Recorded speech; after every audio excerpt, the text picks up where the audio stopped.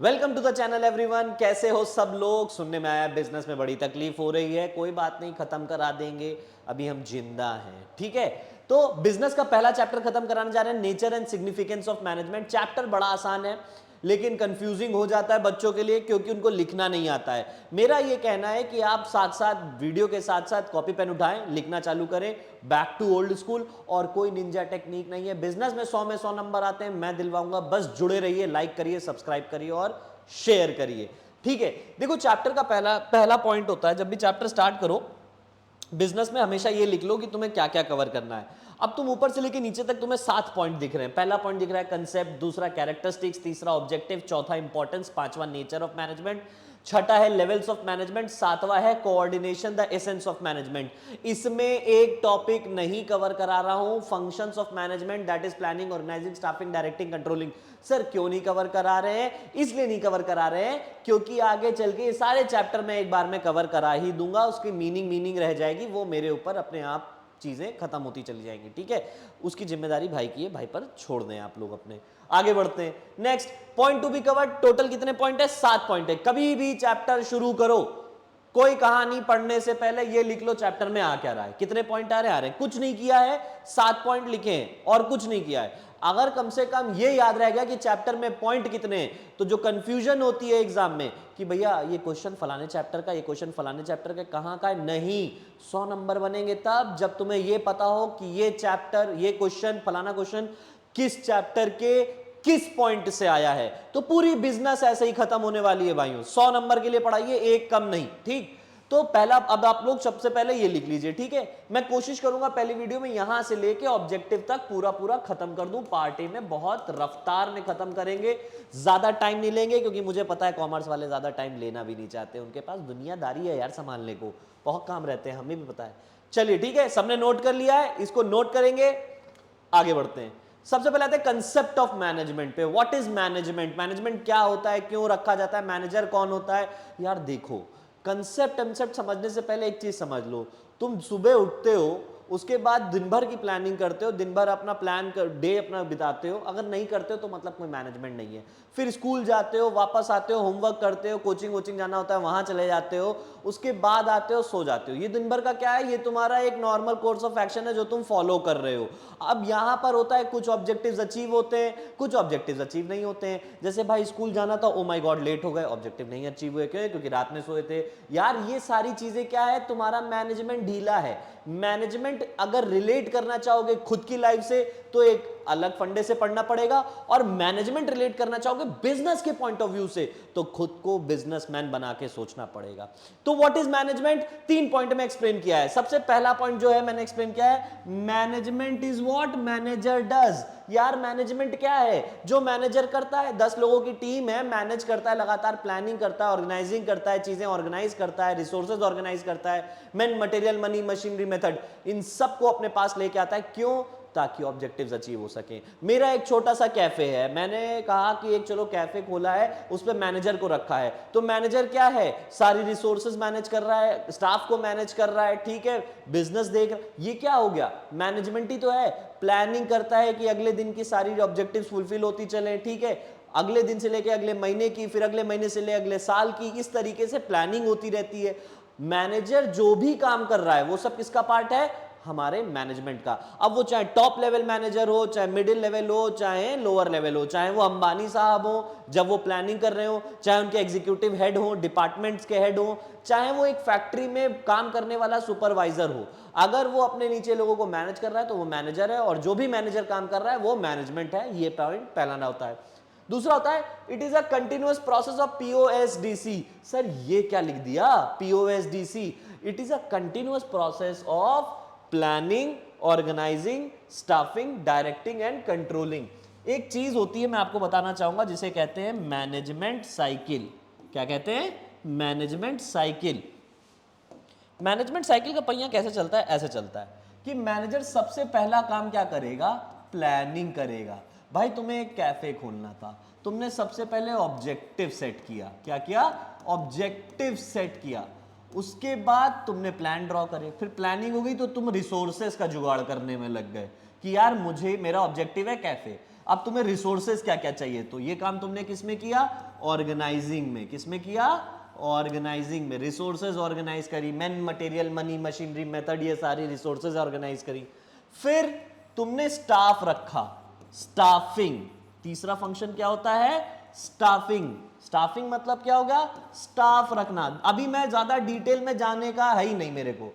क्यों नहीं जाने का है, क्योंकि भैया अभी सिर्फ जितने मुद्दे की बात है ये पढ़ेंगे, ये सारे टॉपिक हम फिर से कवर करेंगे।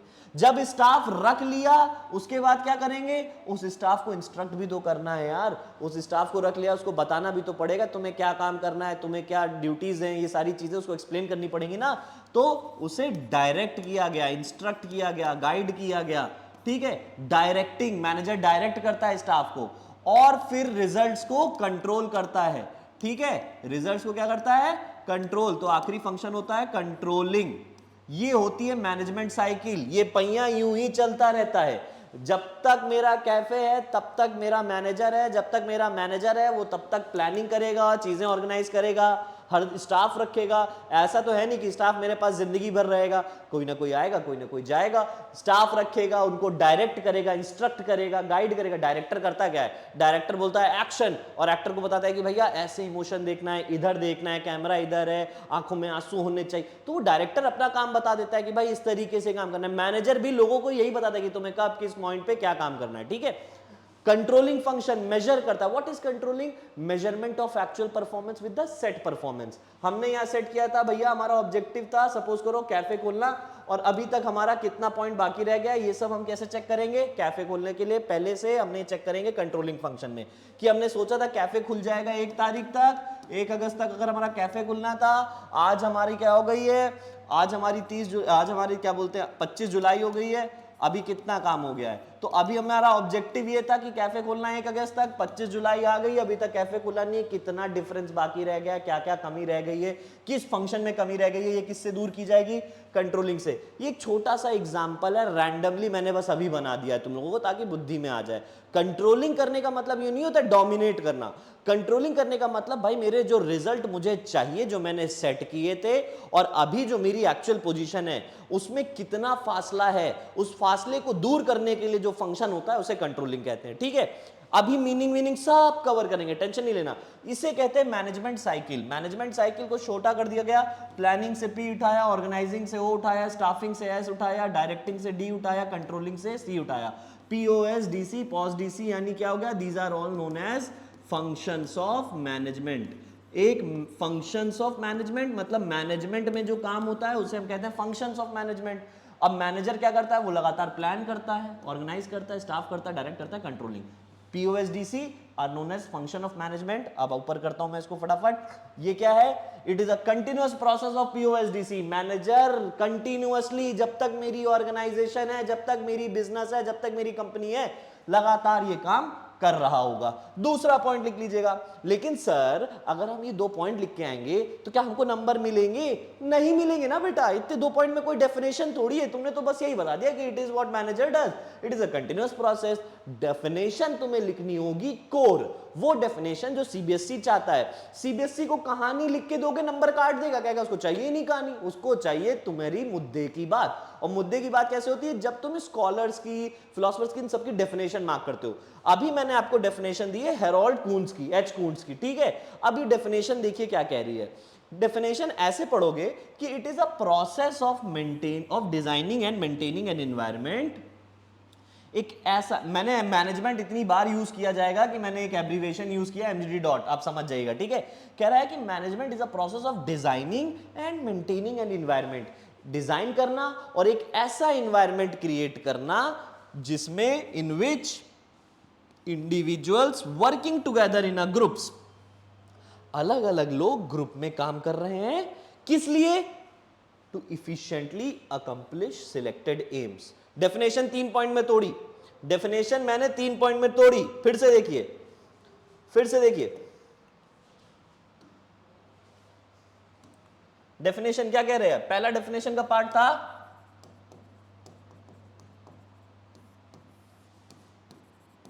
मैनेजमेंट इज डिजाइनिंग एंड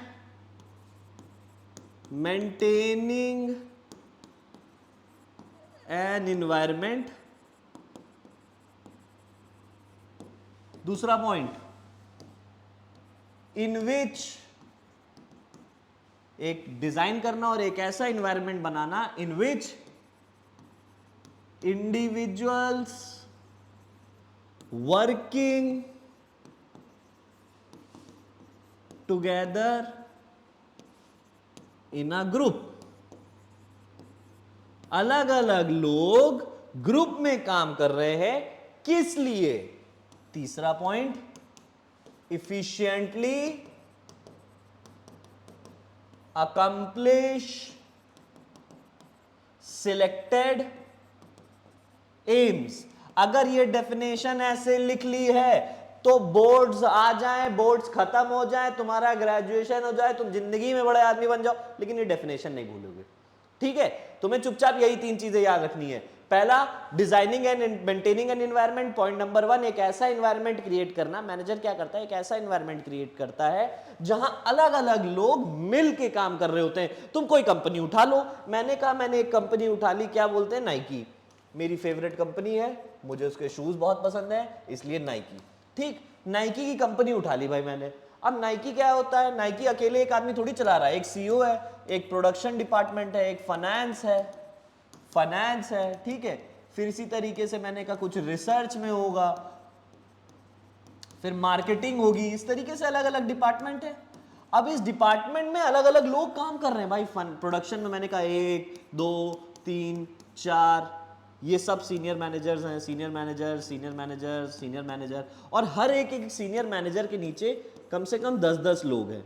चलो यहाँ पर मैंने 1 2 3 4 5 6 ऐसे एक रैंडम एग्जाम्पल बना दिया है। इसी तरीके से फाइनेंस में भी होगा, इसी तरीके से रिसर्च में भी होगा, इसी तरीके से मार्केटिंग में भी होगा। यार एक ऑर्गेनाइजेशन, तुम मुझसे ये कह सकते हो कि नाइकी में क्या बोलते हैं, गिन के 50 लोग काम कर रहे हैं? नहीं ना, हजारों लोग काम कर रहे हैं, लाखों लोग काम कर रहे हैं।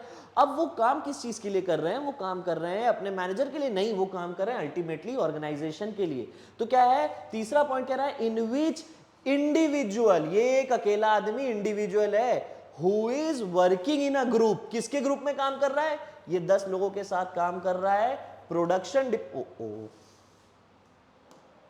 ठीक है, वो काम कर रहा है प्रोडक्शन डिपार्टमेंट के लिए। और प्रोडक्शन डिपार्टमेंट किसके लिए काम कर रहा है? भाई नाइकी के लिए काम कर रहा है। तो अलग अलग लोग हैं, ग्रुप में काम कर रहे हैं, लेकिन किसके लिए कर रहे हैं? अपने अपने गोल सिलेक्ट करके अकम्प्लिश कर रहे हैं। किस लिए? ताकि ऑर्गेनाइजेशन के ऑब्जेक्टिव फुलफिल हो सके। यही तो कह रहा है कि management is a process. Point number 1, process of designing and maintaining an environment. Point number 1 point, ठीक, इन विच individuals working together in a group. Point number 2, फिर point number 3, efficiently accomplish selected aims.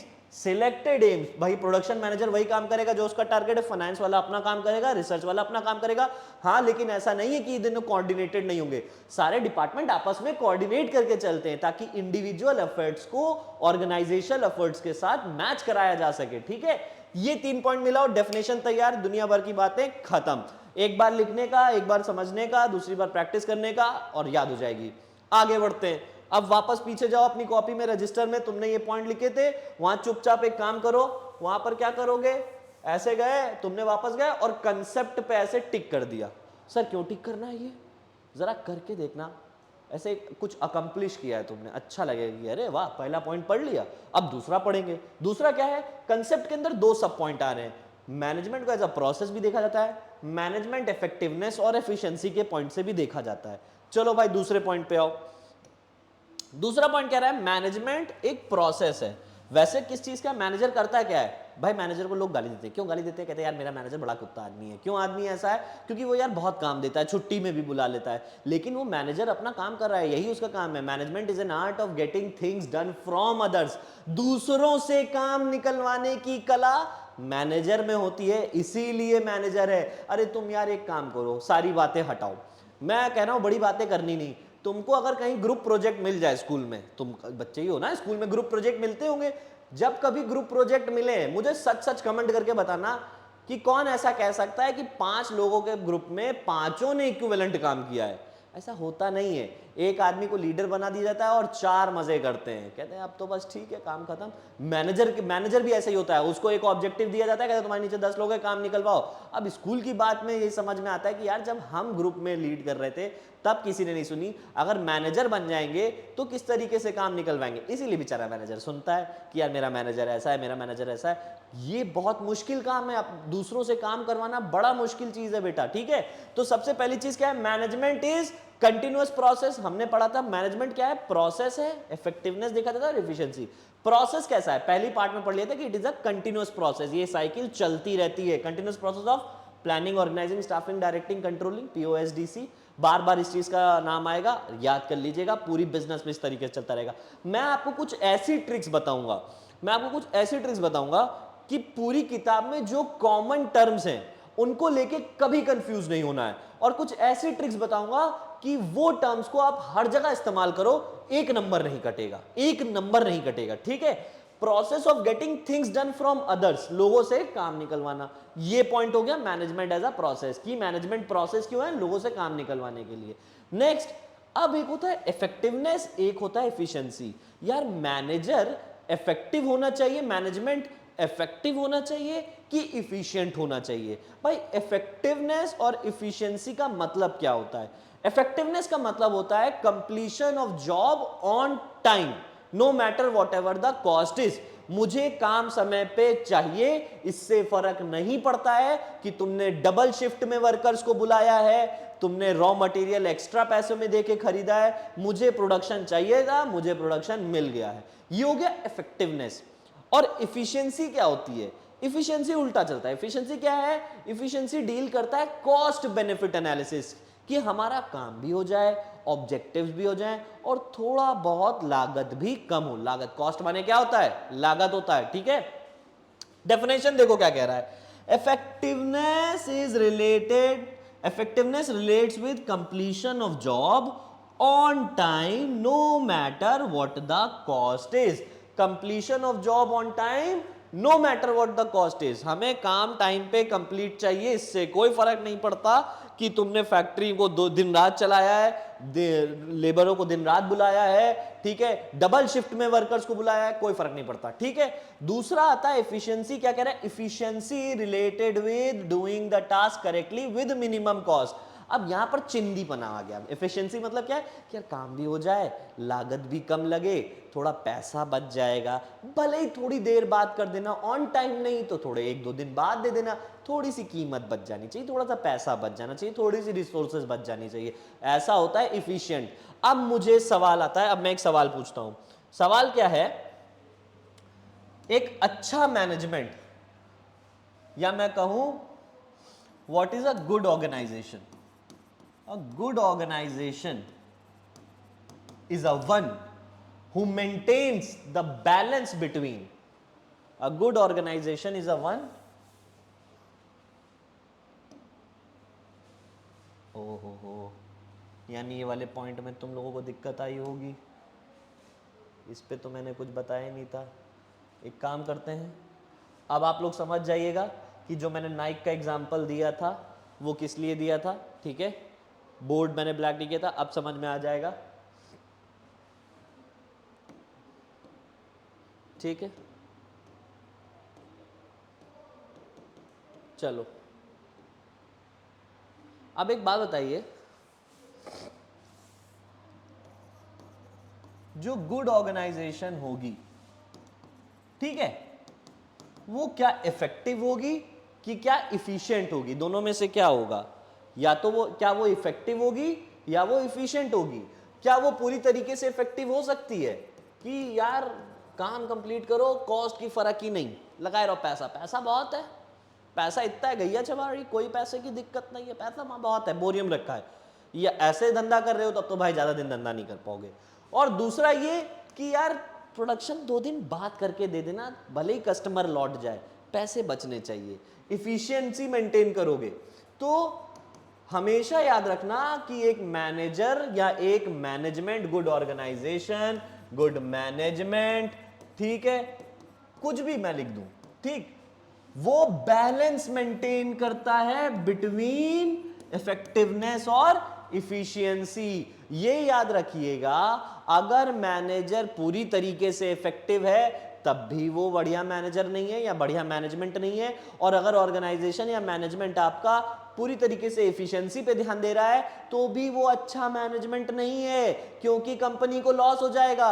अरे समझो कैसे मेरे भाई, मैंने कहा कि मेरी कंपनी में मैं टूथपेस्ट बनाता हूं, मैंने कह दिया कि यार एक काम करो, एफिशिएंसी मेंटेन करो, भले ही प्रोडक्शन होने में 1-2 दिन लेट हो जाए, 1-2 दिन बाद सामान पहुंचेगा, लेकिन 2 दिन अगर मेरा टूथपेस्ट शेल्फ में रिटेल स्टोर की नहीं लगा तो क्या कस्टमर वेट करेगा कि मेरा टूथपेस्ट आएगा तब मैं वो खरीदूंगा? यार पेप्सोडेंट नहीं तो कोलगेट सही, कोलगेट नहीं तो दंतकांति सही, कुछ ना कुछ तो वो खरीद के निकल लेगा। यानी क्या है, मेरा नुकसान हो गया एफिशिएंसी के चक्कर में। और अगर मैं इफेक्टिवनेस के चक्कर में लग गया कि कुछ भी हो जाए भैया, कितना पैसा लगे दे दो, लेकिन टाइम पे सामान बनना चाहिए, तो यार फायदा क्या? प्रॉफिट मार्जिन कम हो जाएगा, लागत में ही चला गया। इसलिए कोई अच्छी ऑर्गेनाइजेशन ना तो पूरी तरीके से इफेक्टिव होती है, ना ही पूरी तरीके से इफिशिएंट।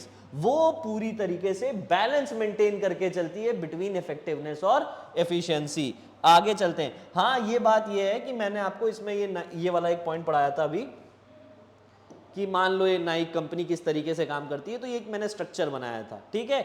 इंक पेपर मतलब ब्लैक बोर्ड हमारा वो वाइट था, ये मेरा कलर देखा नहीं था। अब आप लोग इसको देख के समझ जाइएगा वीडियो में मैंने क्या एक्सप्लेन किया है, ठीक है। आगे बढ़ते हैं, आगे बढ़ते हैं, वापस पीछे चलो, वापस पीछे चलो, वापस पीछे चलो, वापस पीछे चलो। अब प्रोसेस समझ लिया, इफेक्टिवनेस वर्सेस एफिशिएंसी समझ लिया, ठीक है। अगर मीनिंग समझ में आ गया, डिफरेंस ऑटोमेटिकली कर लोगे, ठीक। कैरेक्टरिस्टिक्स ऑफ मैनेजमेंट, आओ भाई दूसरे टॉपिक पे आओ, दूसरे टॉपिक पे आओ। चलो भाई कैरेक्टरिस्टिक्स ऑफ मैनेजमेंट समझते हैं। कितने कैरेक्टरिस्टिक हैं? 1 2 3 4 5 6 7 कैरेक्टरिस्टिक्स हैं जो हमें ध्यान में रखने हैं, ठीक है, 7। अब क्वेश्चन अगर आप देखो सीरीज बाय सीरीज, अब मैंने अभी आपको क्या किया, आपने क्या किया, सबसे पहले पॉइंट्स टू बी कवर्ड लिख लिया। अब मैं अगर आपसे पूछूंगा भाई बताओ ये कि चैप्टर 1 में तुमने क्या पढ़ा, टीचर तुमसे पूछता है भाई चैप्टर 1 में क्या पढ़ा, तुमको क्या आता है, तो तुम चुपचाप खड़े होगे, कहोगे सर लिखिए। पहला पॉइंट कंसेप्ट, उसके अंदर 2 सब पॉइंट आते थे, प्रोसेस, इफेक्टिवनेस, एफिशिएंसी। दूसरा पॉइंट कैरेक्टरिस्टिक्स, तीसरा पॉइंट ऑब्जेक्टिव, फिर इंपॉर्टेंस, फिर नेचर। इस तरीके से सारे पॉइंट बता दोगे, टीचर अगला सवाल नहीं पूछेगा। क्यों नहीं पूछेगा? क्योंकि तुम्हें सिर्फ चैप्टर नहीं पता है, तुम्हें चैप्टर की सीरीज पता है, क्रोनोलॉजिकल ऑर्डर पता है। माइंडसेट आज से बदलना सीखो, ठीक है। आगे बढ़ते हैं। गोल ओरिएंटेड मैनेजमेंट जो होता है वो एक गोल ओरिएंटेड प्रोसेस है। बेटा गोल ओरिएंटेड का मतलब कहना क्या चाह रहा है वो? यार बिना किसी गोल के कोई मैनेजर रखता है भाई, फर्जी पैसा दोगे? नहीं ना। एक सेट ऑफ बेसिक गोल होता है हर ऑर्गेनाइजेशन का। मेरा रिटेल स्टोर है तो मेरा गोल होगा भाई इंक्रीज इन सेल, मैंने उस सेल को इंक्रीज करने के लिए मैनेजर रखा है, कुछ अलग एक्टिविटीज की है, मैंने प्राइस गिरा, ये सब मेरे मैनेजमेंट का पार्ट है, ठीक है। बिना गोल के कोई मैनेजमेंट होगा? अभी मैंने एग्जांपल दिया था यहाँ किसका, नाइकी का। मैंने एग्जांपल किसका दिया था, नाइकी का। कि सपोज करो नाइकी की गोल है कि वो वर्ल्ड में सबसे बड़ा शू मैन्युफैक्चरर या स्पोर्ट्स मैन्युफैक्चरर बनना चाहता है, स्पोर्ट्स क्लोथिंग, फुटवेयर, इन सब में लीडिंग ब्रांड बनना चाहता है, ठीक है। तो ये उसका गोल है। अब इसके लिए उसको क्या है, सबसे ज्यादा शूज बेचने हैं, मार्केट में सबसे ज्यादा अपना नाम बनाना है, ये उसका गोल है। इसीलिए उसने इतनी बड़ी टीम रखी, इतना बड़ा स्ट्रक्चर बनाया, मार्केटिंग पे पैसा खर्चा कर रहा है, इसीलिए तो किया है, राइट। तो कोई भी ऑर्गेनाइजेशन हो, स्मॉल मीडियम लार्ज, बिना गोल के कोई काम की नहीं, ठीक है। बिना गोल के कोई मैनेजमेंट का काम ही नहीं। दूसरा है इट इज ऑल परवेसिव। अब सुनो मेरी बात, मैंने कहा था कि कुछ टर्म्स ऐसे सिखाऊंगा जो हर जगह दिखाई देंगे और सेम लैंग्वेज यूज होगी। तो जहां कहीं भी दिखाई दे जाए ऑल परवेसिव, तो इसको सिर्फ 2 पार्ट में तोड़ा जाएगा। ऑल परवेसिव को 2 पार्ट में तोड़ा जाएगा। पहला क्या होगा, required everywhere at all levels of management. इसका मतलब क्या हो गया, रिक्वायर्ड एवरीवेयर मतलब क्या हो गया भाई, एक स्कूल है, स्कूल इज एन एनपीओ, पैसे कमाने के लिए थोड़ी ना है, ठीक। और दूसरा क्या है, एक शॉपिंग मॉल है, एक शॉपिंग मॉल है जो भाई पैसे कमाने के लिए। अब एक स्कूल चलाना है तो क्या प्रॉपर मैनेजमेंट होना चाहिए? हाँ होना चाहिए। एक शॉपिंग मॉल चलाना है तो मैनेजमेंट होना चाहिए? हाँ होना चाहिए। तो यार मैनेजमेंट तो हर जगह है यार, एवरीवेयर, ठीक। और दूसरा एट ऑल लेवल, स्कूल चलाना है तो फिर डायरेक्टर से लेके प्रिंसिपल से लेके कोऑर्डिनेटर से लेके वाइस प्रिंसिपल से लेके कोऑर्डिनेटर, क्लास टीचर, बच्चे सब अपना अपना रोल प्ले कर रहे हैं, ठीक है। तो टॉप से लेके मिडिल लेवल, लोअर लेवल तक सारे लोग इन्वॉल्व हैं। कॉम्प्लेक्स चलाना है तो, शॉपिंग मॉल चलाना है तो, हाँ भाई, इन्वेस्टर से लेके, ओनर से लेके, ब्रांच हेड से लेके, मॉल मैनेजर से लेके, क्या बोलते हैं, डिपार्टमेंट हेड से लेके सब लोग इन्वॉल्व हैं, वॉचमैन भी इन्वॉल्व है। तो ये क्या है कि यार ये तो सारी चीजों पे हो गया, हर जगह मैनेजमेंट है और हर लेवल से है। अंबानी से लेके फैक्ट्री मैनेजर तक सब कोई काम कर रहा है मैनेजमेंट के लिए। तो required everywhere at all level. एक फैक्ट्री चलानी है बाबू तो भी मैनेजमेंट चाहिए, एक कंपनी चलानी है तो उसके लिए भी प्लानिंग ऑर्गेनाइजिंग करनी पड़ती, तब भी मैनेजमेंट चाहिए। ऑल परवेसिव, आने वाले कहीं पर भी किसी भी चैप्टर के किसी भी कैरेक्टरिस्टिक्स में ये पॉइंट दिख जाए, याद रखना दो बातें लिखनी है। क्या? It is required everywhere at all level, एक नंबर नहीं कटेगा चाहे किसी भी चैप्टर में। Next, multi dimensional. इस पॉइंट के आगे स्टार मार्क करो, सितारा बनाओ। पॉइंट नंबर 3 के आगे सितारा बनाओ। क्यों सितारा बनाओ? देखो जब मैं कहूं सितारा बनाओ तो मतलब क्या है, वो सितारे तुम्हारे सितारे बदल देंगे। यानी क्या है, वो पॉइंट अगर तुम मजबूत करके चले गए तो वो आने वाले टाइम पे तुम्हारे सितारे बदल देंगे। अगर 99 आ रहे होंगे तो 100 हो जाएंगे। ज्यादा बड़ी बात नहीं कहूंगा। आगे बढ़ो भाई, आगे बढ़ो, आगे बढ़ो। देखो क्या कह रहा है, अब मैं इसको एक्सप्लेन करता हूं, ठीक है, बड़े ध्यान से समझना। एक हो गया मैनेजमेंट इज मल्टी डायमेंशनल। यार मल्टी डायमेंशनल मतलब क्या होता है? मल्टी डायमेंशनल मतलब कोई एक सिंगल डायमेंशन नहीं है कि ये फलाने मैनेजर हैं और यही हमारा मैनेजमेंट देखते हैं। नहीं, मैनेजर हर लेवल पे, टॉप, मिडिल, लोअर लेवल पे। भाई एक कंपनी चला रहा हूं मैं बड़ी, मेरे पास पैसा बहुत है, ठीक है, मैं बहुत पैसे वाला हूं, ऐसा मैं खुद को बोलता रहता हूं। आज नहीं तो कल आ जाएगा, तो बोलते रहा करो तुम भी। जो चीज नहीं है वो बोलो आ जाएगी यार, बहुत है, ऐसे एटीट्यूड बना लो। पढ़ने में अच्छे नहीं है, हो जाएंगे यार, वीडियोस देखते हैं ऋषभ सर की, हो जाएंगे। आज नहीं तो कल 100 नंबर आ ही जाएंगे भाई। सोचोगे नहीं तो होगा नहीं। तो या तो बिलीव कर लो कि नहीं होगा, या तो बिलीव कर लो कि अरे हो जाएगा, भरोसा रखो भाई, ये देख लेगा। तो मल्टी डायमेंशनल का मतलब क्या हो गया भाई, कि एक डायमेंशन नहीं होते हैं। काम कर रहे हो, कंपनी चला रहे हो यार, मैंने कहा फेसबुक, एप्पल, हजारों लोग काम कर रहे हैं, इसमें सैकड़ों लोग काम कर रहे हैं, डेली बेसिस पे आते हैं, ठीक है, डेली बेसिस वाले भी हैं, मंथली है, यूनिफॉर्म एम्प्लॉयज भी हैं, ठीक है, सब लोग हैं। तो मुझे 3-4 चीजें देखनी होती हैं। सबसे पहला चीज होता है मैनेजमेंट ऑफ वर्क, कि भाई मेरी ऑर्गेनाइजेशन में काम क्या होगा।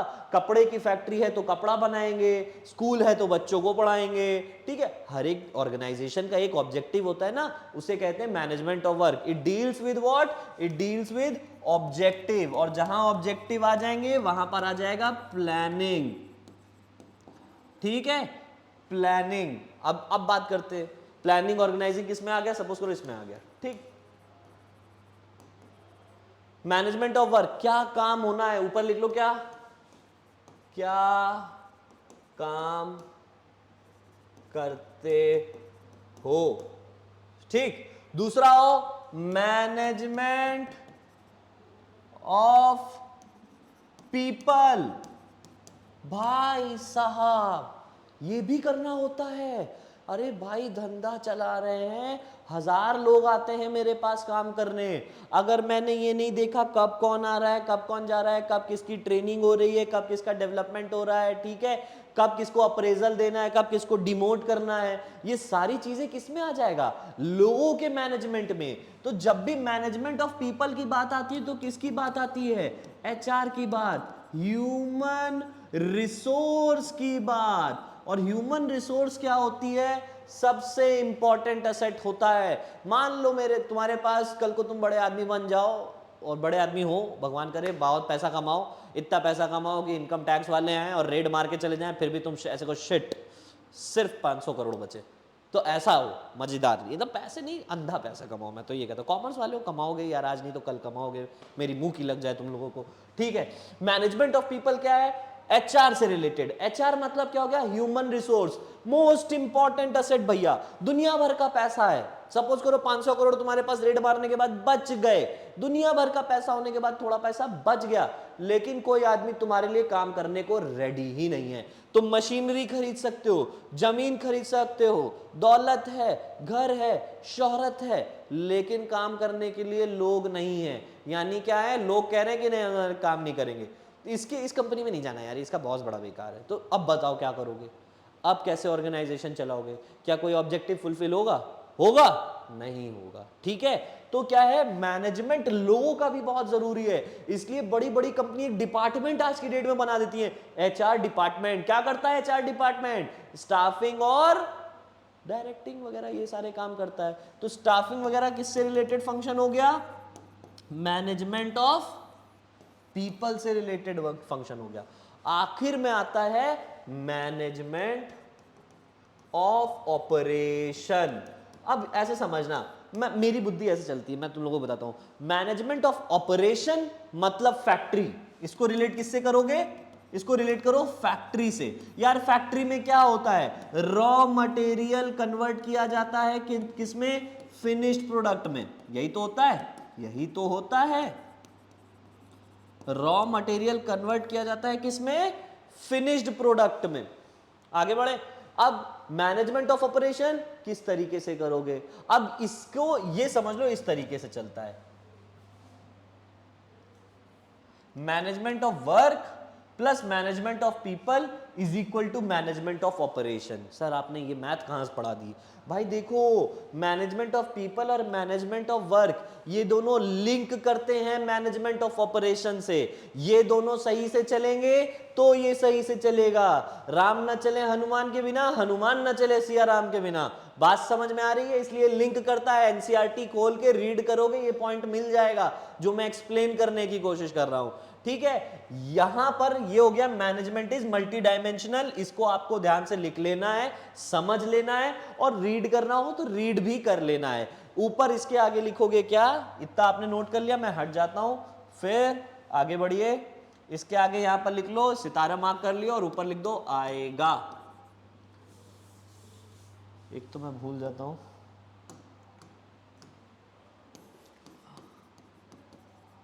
आएगा, ये टॉपिक आएगा। ठीक, आगे बढ़ते हैं, आगे बढ़ते हैं। Management is a continuous process. अगला टॉपिक कह रहा है मैनेजमेंट एक कंटिन्यूअस प्रोसेस है। अभी हमने क्या पढ़ा था? अभी हमने पीछे पढ़ा था कि management is a continuous process of planning, organising, staffing, directing and controlling. हाँ भाई सही है, ठीक है, मान लेते तुम्हारी बात। It is a continuous process of planning, organising, staffing, directing, controlling. बात खत्म।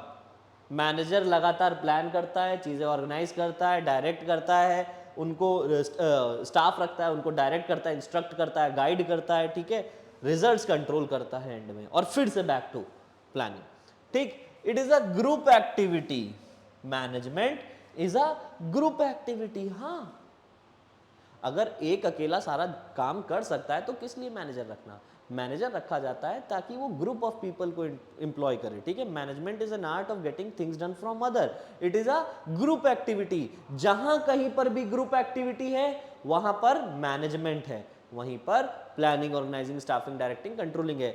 बिना ग्रुप एक्टिविटी के आपका कोई मैनेजमेंट का रोल नहीं है। आगे बढ़िए। जैसे मैं ये कहता हूं, अभी आपने यहां पर देखा था क्या कि यार ये जो कंपनी है इसके अंदर क्या है? ग्रुप ऑफ पीपल है। अब प्रोडक्शन क्या है? प्रोडक्शन डिपार्टमेंट में सपोज करो 100 लोग काम कर रहे हैं, बहुत कम बता रहा हूं, तो ये 100 लोग इंडिविजुअली काम तो कर रहे हैं लेकिन एज अ ग्रुप काम कर रहे हैं, एज अ ग्रुप काम कर रहे हैं। अब अगर मैं देखूं, प्रोडक्शन डिपार्टमेंट एक ग्रुप है, फाइनेंस का एक ग्रुप है, रिसर्च का एक ग्रुप है, ठीक है, इस तरीके से अलग अलग ग्रुप्स बने हुए हैं। ये ग्रुप्स में हजारों सैकड़ों लोग हैं, कर क्या रहे हैं? काम कर रहे हैं। किसके लिए कर रहे हैं? कंपनी के लिए कर रहे हैं। Individuals working together in a group, definition में भी पढ़ा है, डेफिनेशन में भी हमने पढ़ा है कि in which individuals working together in a group. ठीक है, आगे बढ़ो भैया, आगे बढ़ो, यही सेम पॉइंट इसमें आ जाएगा और कुछ नहीं। It is a dynamic function. अब जैसे मैंने परवेसिव के लिए बताया है कि इट इज रिक्वायर्ड एवरीवेयर, उसी तरीके से चलेगा डायनामिक। कहीं पर भी डायनामिक टर्म दिखाई दे जाए, किसी भी चैप्टर में दिखाई दे जाए, तो क्या लिखना है, लिखोगे changes with the change in environment.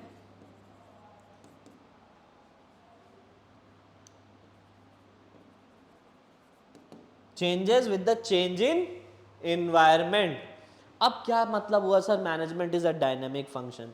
यार एक बात बताओ,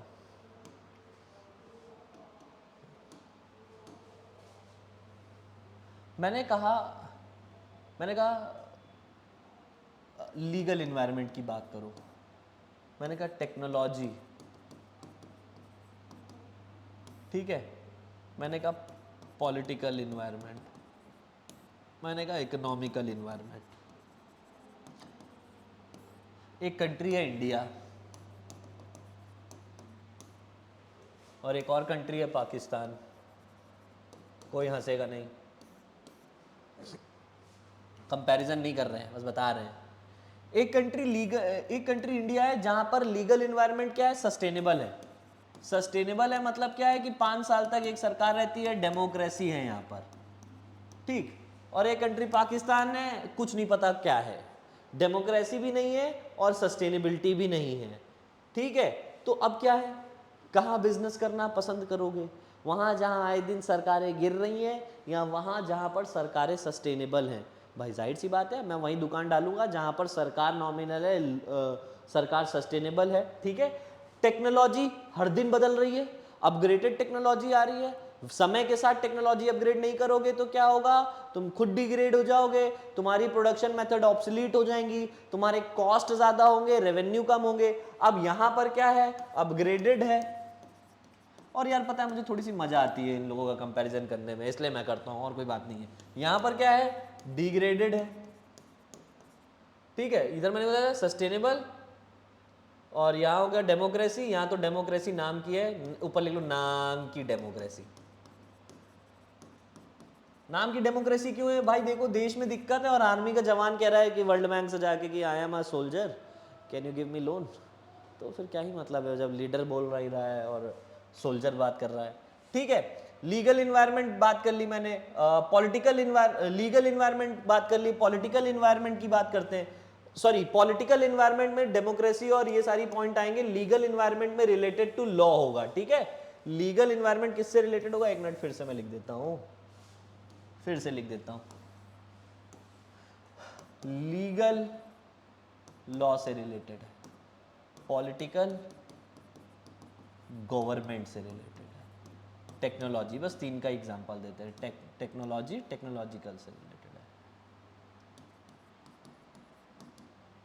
टेक से रिलेटेड है। एक तरफ है इंडिया, एक तरफ पाकिस्तान,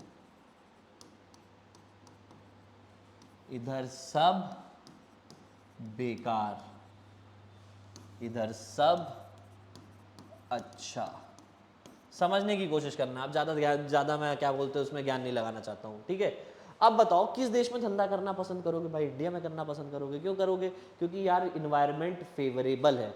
अब मैनेजमेंट में हमने पढ़ा, मैनेजमेंट एक डायनेमिक फंक्शन होता है। डायनेमिक फंक्शन मतलब जो इन्वायरमेंट के चेंज के साथ खुद को अडेप्ट करे। अब अगर टेक्नोलॉजी बदल रही है और तुम पुरानी टेक्नोलॉजी अपना रहे हो अपनी कंपनी में, ज्यादा दिन चल पाओगे, नहीं चल पाओगे। यार मैं कह रहा हूं पॉलिटिकल क्राइसिस हो रखे हैं, उसके हिसाब से तुमने अपनी कंपनी में चेंजेस नहीं करे, पॉलिसी में चेंजेस नहीं करे, तुम्हारी कंपनी चलेगी नहीं चलेगी, ठीक है। तो ये हो गया इन्वायरमेंट। मैनेजमेंट एक डायनेमिक फंक्शन है, इसका मतलब क्या है, मैनेजमेंट में ये जितने भी इन्वायरमेंट होते हैं, political, technical, legal, economical, social, ये जितने भी इन्वायरमेंट होते हैं, धंधा करने जाओगे तो ये सारी चीजें देखोगे, बिजनेस कहीं भी डालोगे तो ये सारी चीजें देखोगे। अब मैं छोटे मोटे बिजनेस की बात नहीं कर रहा, कंपनी की बात कर रहा हूं कि तुम कहां बिजनेस करना स्टार्ट करोगे। मैं बहुत सारे लोगों को जानता हूं जो रहने वाले इंडिया के हैं लेकिन कंपनी बांग्लादेश में डाल रखी है। क्यों, क्योंकि वहां का पॉलिटिकल, लीगल और टेक्निकल इन्वायरमेंट उनके हिसाब से साउंड करता है, उनके हिसाब से फेवरेबल है। इस तरीके से बहुत सारे ऐसे लोग भी हैं जो गल्फ में गए, कोई ऐसा नहीं देखा मैंने जो पाकिस्तान में बिजनेस करने गया है, क्योंकि वहां जाके क्या ही करेंगे, उल्टा लेके जाएंगे, खर्च करके आ जाएंगे, कोई मतलब नहीं है, ठीक है। आगे बढ़ते हैं, आगे बढ़ते हैं। डायनेमिक फंक्शन मतलब क्या हो गया, मैनेजमेंट एक ऐसा फंक्शन है जो समय के साथ इन्वायरमेंट में होने वाले चेंजेस के साथ खुद को भी चेंज करता है। Changes with the change in environment. उसके बाद होता है इंटेंजिबल फोर्स, प्यार की तरह होता है। प्यार की तरह होता है, हाँ भाई प्यार की तरह होता है कि दिखता नहीं है, महसूस होता है।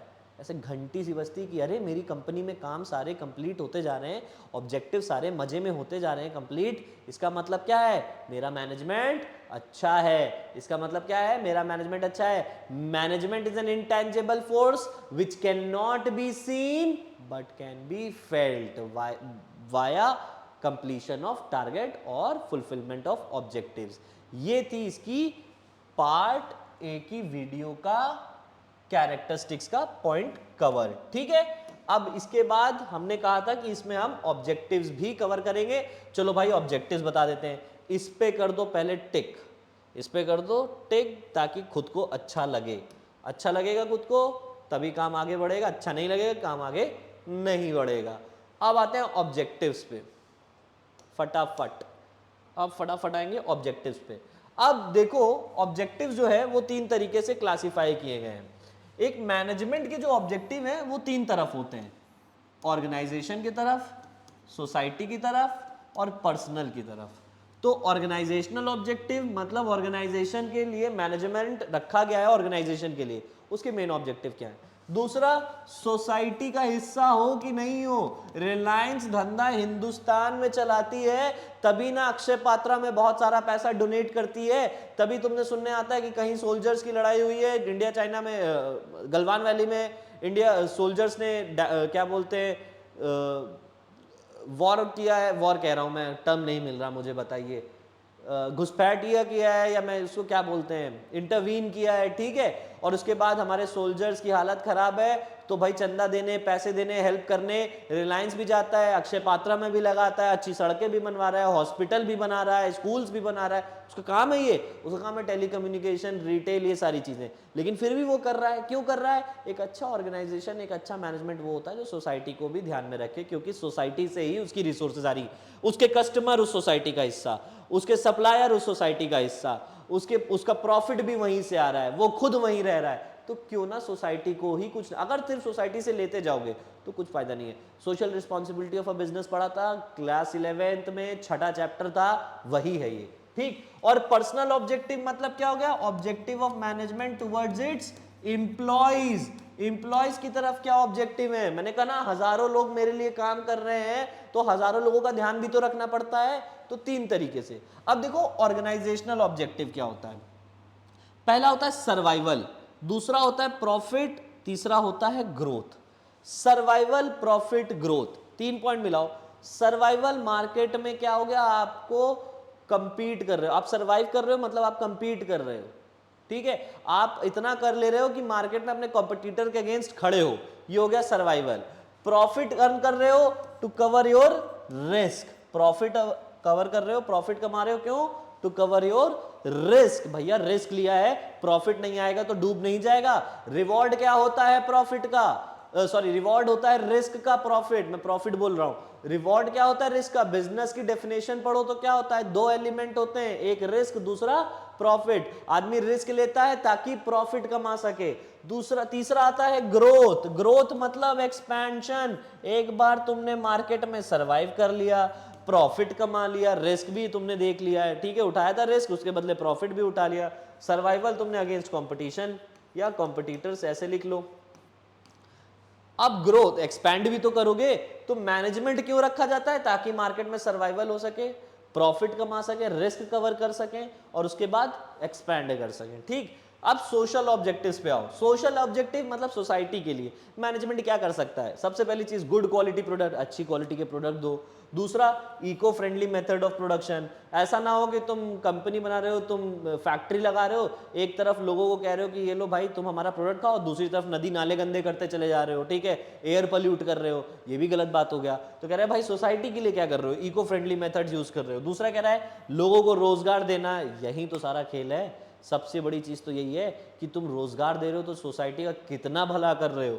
नेक्स्ट, रीजनेबल प्राइसेस पे देना, ये नहीं जरूरत से ज्यादा महंगे प्राइसेस पे दे रहे हो कि पहले तुमने फ्री में जियो का नेटवर्क दे दिया, अब तुमने चार्जेस लगा दिए, दे दनादन बिजनेस। कोई बात नहीं, करने दो, अगले ने दिमाग लगाया, 6 महीने फ्री में कमाया, थोड़ा सा कमा लेंगे, बट 6 महीने जितना कमाया उसने एक महीने के अंदर कमा डाला।